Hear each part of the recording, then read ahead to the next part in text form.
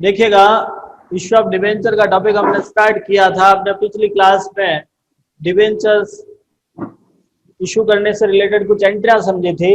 आपने जब four cash issue होता है, मूल्य के आधार पर इशू होता है, हमने 3 पॉइंट क्लियर किए थे। At par, at premium, at discount. आपकी कंपनी ने at par, at premium, at discount के बेस पर एंट्रियां करी थी हमने। आज हम समझते हैं कंपनी अपना डिबेंचर इशू करती है अदर देन कैश। आज के इस क्लास में हम अदर देन कैश को समझेंगे और क्वेश्चन ट्राई करेंगे। देखिए, अदर देन कैश होता क्या है, तो इसका अर्थ होता है रोकड़ के अतिरिक्त प्रतिफल। कंपनी जब रोकड़ के अतिरिक्त प्रतिफल हेतु ऋण पत्रों का निर्गमन करती है।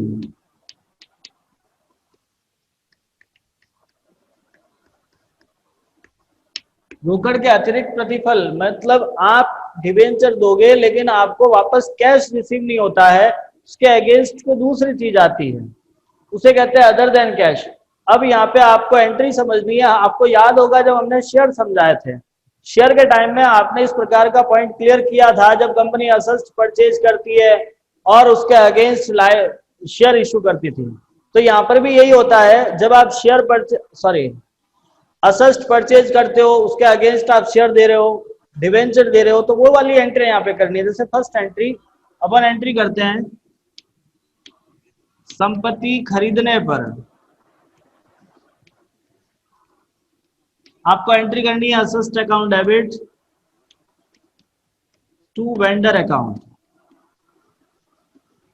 एक कंडीशन आती है आपके सामने कि यदि आपने पर्टिकुलर असेस्ट ना खरीद कर कोई बिजनेस खरीद लिया है, किसी बिजनेस को आप परचेज कर रहे हो, उस समय आप एंट्री करेंगे, आपको लिखा व्यवसाय खरीदने पर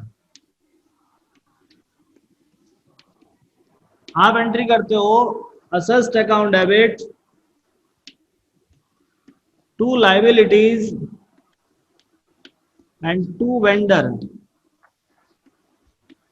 asset account debit to liability to vendor. जो आपका वेंडर होगा वो आपका यहाँ पे परचेज कंसिडरेशन होता है, मींस इसका बैलेंसिंग फिगर है परचेज कंसिडरेशन। परचेज कंसिडरेशन का मतलब होता है क्रय प्रतिफल।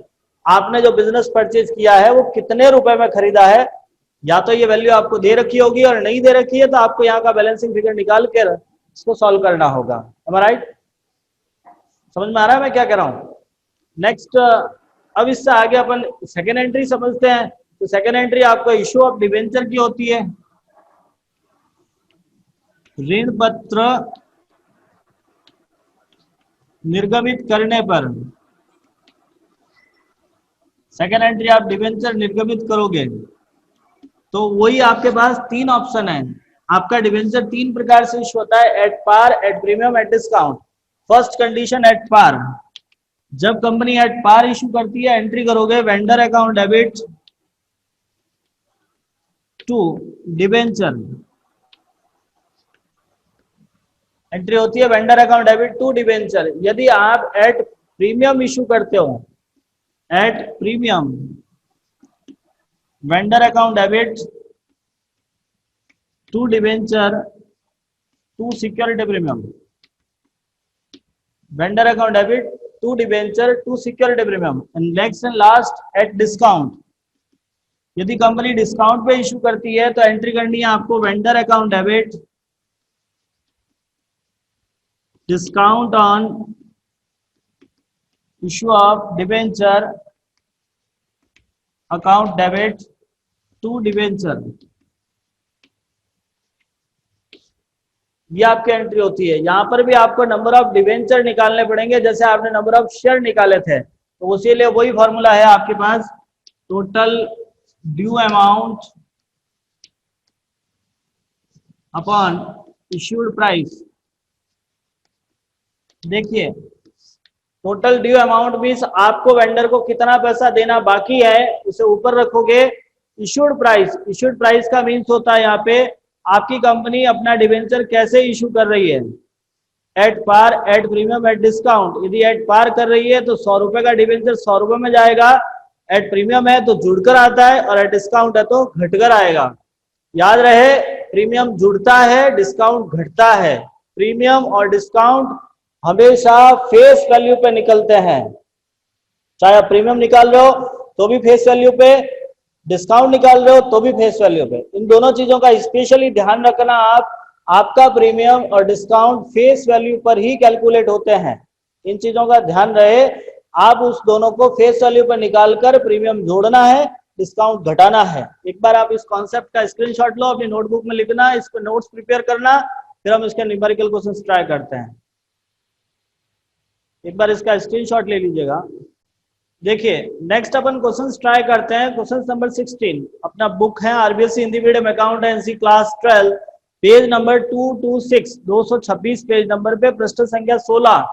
आपका प्रश्न लिखा है, विष्णु लिमिटेड ने विपिन से 12 लाख रुपए की संपत्ति व 1,92,000 का दायित्व के साथ चालू व्यापार खरीदा। आप यहाँ पे एक बिजनेस परचेज कर रहे हो, अपने बिजनेस परचेज किया है जिसका असेस्ट है 12 लाख रुपए और लाइबिलिटी है आपकी 1,92,000 रुपए। आगे लिखा, प्रतिफल भुगतान 100 रुपए वाले 7% ऋण पत्र निर्गमित कर किया जाएगा। विष्णु लिमिटेड की पुस्तक में व्यापार क्रय व ऋण पत्र निर्गमन की प्रविष्टियां करनी है। आपको जर्नल एंट्री करनी है जब आपके ऋण पत्रों का निर्गमन सम मूल्य पर, उसके अलावा डिस्काउंट पर, 5% प्रीमियम पर और 4% बट्टे पर निर्गमित किए हैं। आपका सवाल कुछ इस प्रकार से है, आप असेस्ट खरीद रहे हो, पहली एंट्री करोगे assets account debit to liabilities, और आपने खरीदा है विपिन से, तो टू विपिन। अपनी एंट्री होगी assets account debit to liability to Vipin. आप टोटल असेस्ट खरीद रहे हो 12 लाख, जिसमें से 1,92,000 लायबिलिटी है। पीछे कितना बचा आपका, पीछे कितना बचा, 10,08,000। 10,08,000 आपका अमाउंट वेंडर्स में बचता है, वेंडर्स आपका विपिन है। नेक्स्ट ट्रांजेक्शन, नेक्स्ट एंट्री आप इश्यू ऑफ डिबेंचर करोगे। अपना डिबेंचर इशू होगा, तो डिबेंचर इशू होने के लिए 3 पार्ट है, at par, at premium and at discount. पहले हम इनकी एंट्री समझते हैं। तो एंट्री आपको अभी हमने समझाई थी, कॉमन एंट्री है। सबसे पहले वेंडर लिखोगे Vipin account debit, Vipin account debit to 7% debenture, Vipin account debit to 7% debenture. Next entry करोगे at premium, Vipin account debit to 7% debenture to security premium. And last at discount करोगे Vipin account debit discount on issue of debenture account debit to 7% debenture. अब आपको यहाँ पर number of debenture calculate करने हैं। जैसे यहाँ की बात करते हैं, सबसे पहले आपके number of debenture request to total due amount 10,08,000 divide by 100, क्योंकि आपका एक डिबेंचर 100 रुपए में जा रहा है, 100 रुपए का डिबेंचर 100 रुपए में आपने इशू किया है। ऐसी कंडीशन में आप डेबिट करोगे, अमाउंट कैलकुलेट करोगे, 1,08,000 में 100 का भाग लगाओगे, 2 जीरो से 2 जीरो गए, 10,800। आप लिखो 10,000 इंटू 100, सॉरी 10,080 आएंगे। 10,080 इंटू 100, आपका अमाउंट 10,08,000। और यहाँ पे भी ये का ये अमाउंट रहता है। वैसे एट पार में आपको नंबर ऑफ डिबेंचर नहीं भी निकालते तो भी चलता है, लेकिन यहाँ आपको निकालना पड़ेगा एट प्रीमियम एट डिस्काउंट के टाइम में। नेक्स्ट देखिए, एट पार आपने कैलकुलेशन किया 10,08,000 बटे 100, आपके पास टोटली 10,080 डिबेंचर आते हैं। तो आप इसको आगे सॉल्व किया। अब एट प्रीमियम देखते हैं अपन।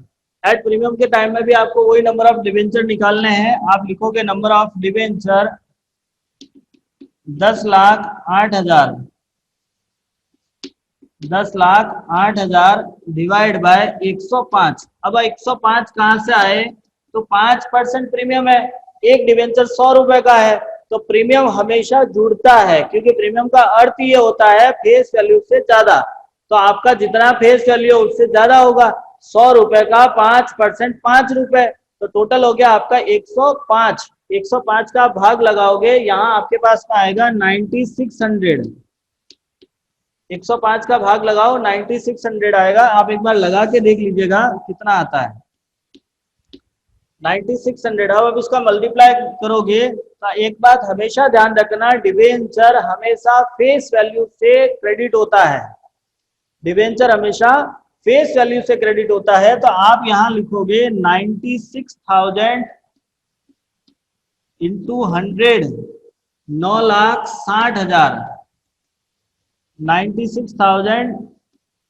9600 इंटू 5।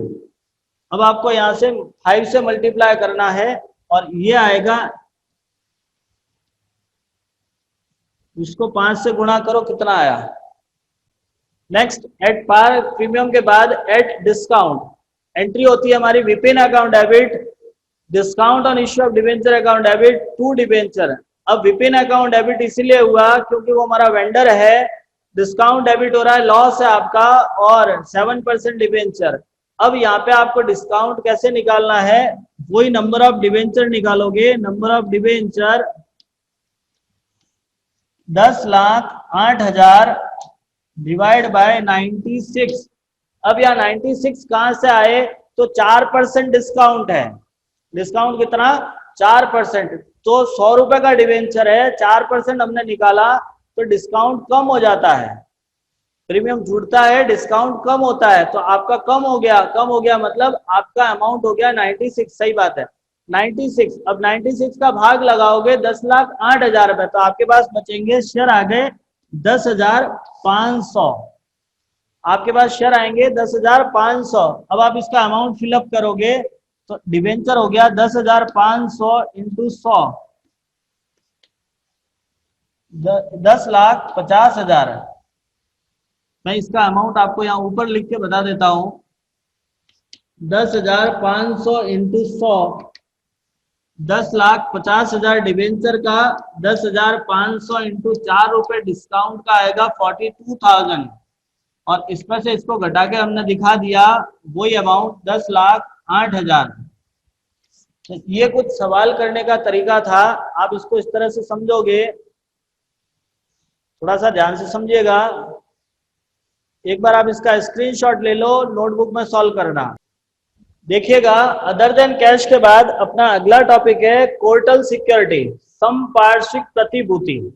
इसी चैप्टर का एक छोटा सा पॉइंटर, ये काफी इंपॉर्टेंट है, अपने बुक में, अपने एग्जाम में 4 नंबर का सवाल बनता है इस टॉपिक में से, और ये पॉइंट खूब इंपॉर्टेंट होता है, ज्यादातर पूछा जाता है। कोर्टल सिक्योरिटी, संपार्श्विक प्रतिभूति, आखिर होता क्या है? मैं बोल रहा हूं, बड़े ही ध्यान से सुनिएगा। संपार्श्विक प्रतिभूति का मतलब होता है जब कंपनी द्वारा बैंक से ऋण लिया जाता है। ध्यान से सुनिएगा कि जब कंपनी द्वारा बैंक से ऋण लिया जाता है तथा उसके प्रमाण स्वरूप जारी किया गया प्रलेख या जमानत स्वरूप जारी किया गया ऋण पत्र, बैंक द्वारा कंपनी द्वारा बैंक से लिए गए ऋण की जमानत स्वरूप जारी किया गया ऋण पत्र संपार्श्विक प्रतिभूति कहलाता है। यह होता है कि कंपनी द्वारा बैंक से ऋण की जमानत स्वरूप जारी किया गया ऋण पत्र संपार्श्विक प्रतिभूति कहलाता है।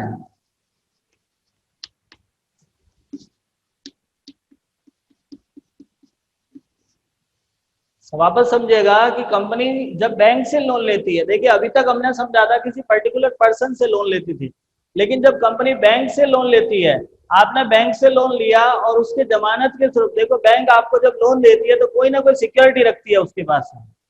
चाहे वो आपकी किसी प्रॉपर्टी पेपर रखो तो ही, कोई आपका असेट्स रखती है तो ही, नहीं तो आपका डिबेंचर रखना पड़ता है। आपको कुछ ना कुछ वहां पर सिक्योरिटी के तौर पर रखना होगा, और जब कंपनी सिक्योरिटी के तौर पे जब अपना डिबेंचर रखती है तो उसे बोलते हैं कोर्टल सिक्योरिटी। ठीक है, कोर्टल सिक्योरिटी सहायक प्रतिभूतियां कहलाती है। इससे रिलेटेड एंट्रियां क्या करनी है, तो दो पार्ट होते हैं इसमें। एंट्रियों के लिए दो पार्ट है। पहला पार्ट, जब प्रविष्टि नहीं की जाए, और दूसरा पार्ट आता है जब प्रविष्टि की जाए। देखो, जब प्रविष्टि की जाए नहीं की जाए का मतलब ये होता है, देखो कई बार ऐसी स्थिति होती है जब पोर्टल सिक्योरिटी को अपन जर्नल एंट्री में नहीं लिखते हैं, और कई ऐसी स्थिति होती है जब लिखते हैं। अब आपके दिमाग में प्रश्न चला कि सर हमको लिखना है या नहीं लिखना, कंडीशन तो यही है। तो आपके लिए ये दोनों पॉइंट एग्जाम में या सवाल में बिल्कुल क्लियर होगा कि आपको एंट्री करनी है या नहीं करनी है। अब इन दिस क्वेश्चन कभी ऐसी परिस्थिति बन जाती है कि नहीं लिखा हुआ है, तो आपको जो सुटेबल लगता है कर सकते हैं, सही है वो, ठीक है। उसके बाद नीचे नोट डाल के लिख देंगे कि हमने एंट्री करी या नहीं करी है, दोनों ऑप्शन में। तो पहली बात तो वो ये कंडीशन समझते हैं कि एंट्री होती कौन कौन सी है। यदि आप एंट्री करते हो या नहीं करते हो, दोनों में एक एंट्री कॉमन है। फर्स्ट एंट्री होती है बैंक लोन लेने पर, एंट्री होती है bank account debit to bank loan. पहली एंट्री, जब तक आप बैंक लोन लोगे नहीं तब तक इसका रोल ही नहीं स्टार्ट होता है।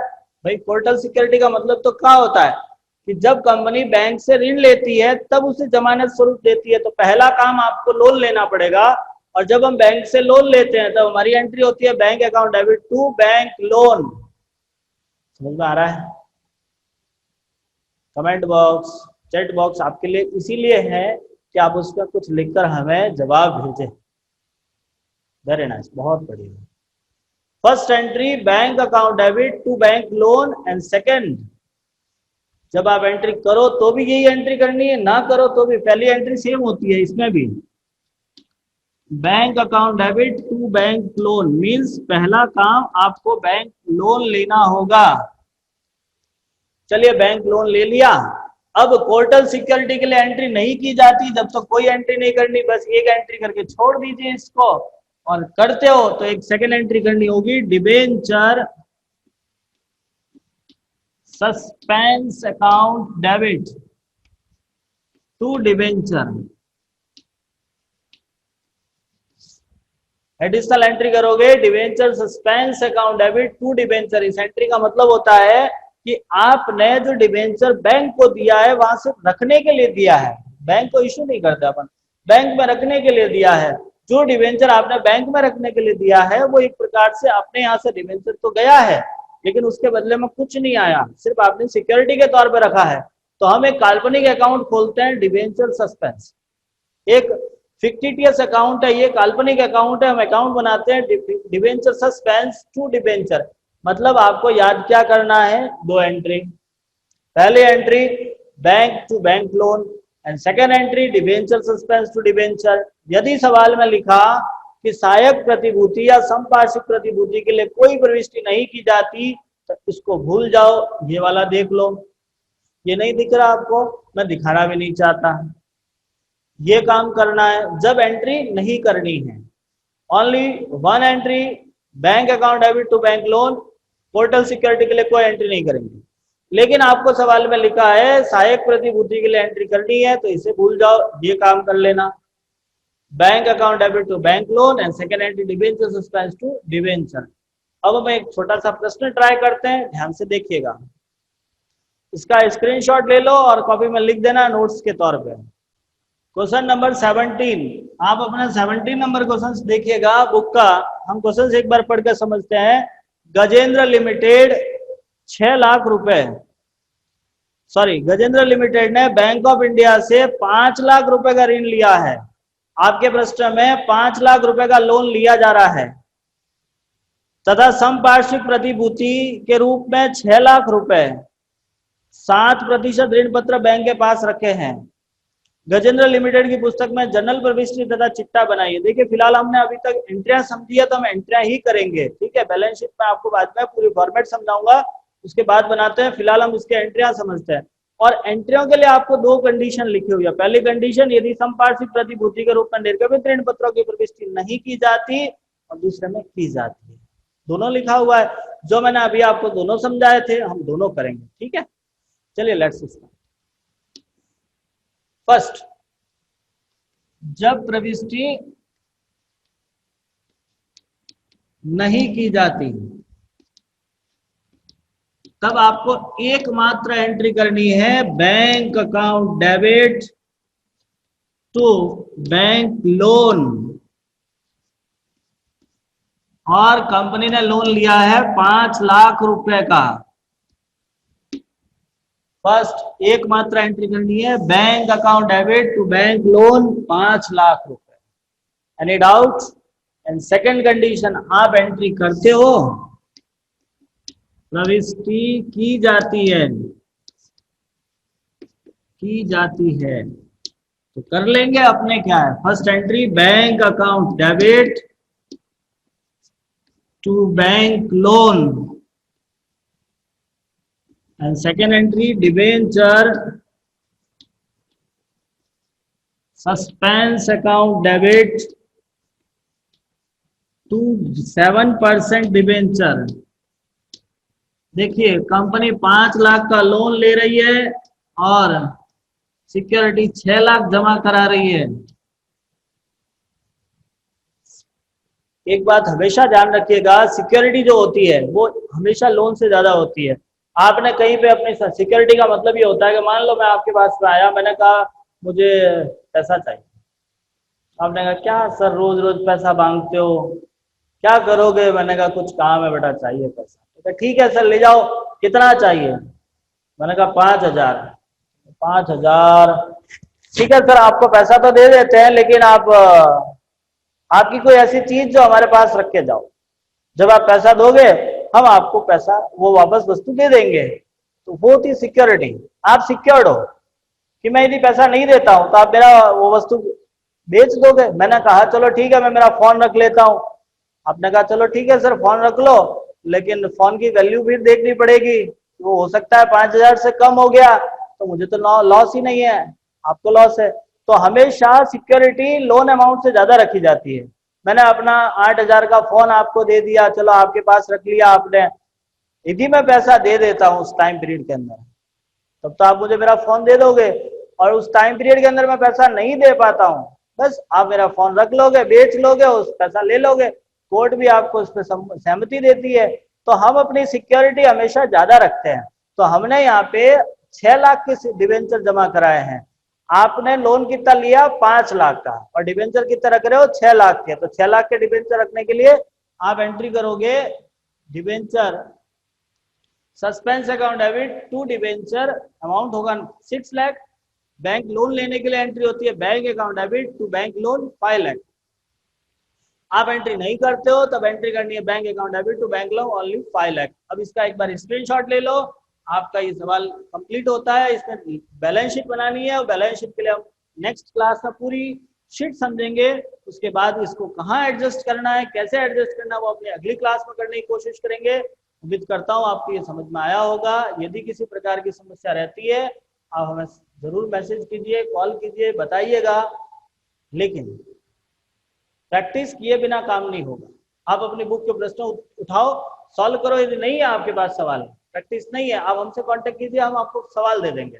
मैं पूरा प्रयास करूंगा आपको आपकी सारी प्रॉब्लम सॉल्व करने के लिए, आपको प्रैक्टिस देने के लिए। आपके लिए हम क्वेश्चंस अवेलेबल करा लेंगे, उसका सॉल्यूशन दे देंगे, लेकिन करना आपको पड़ेगा।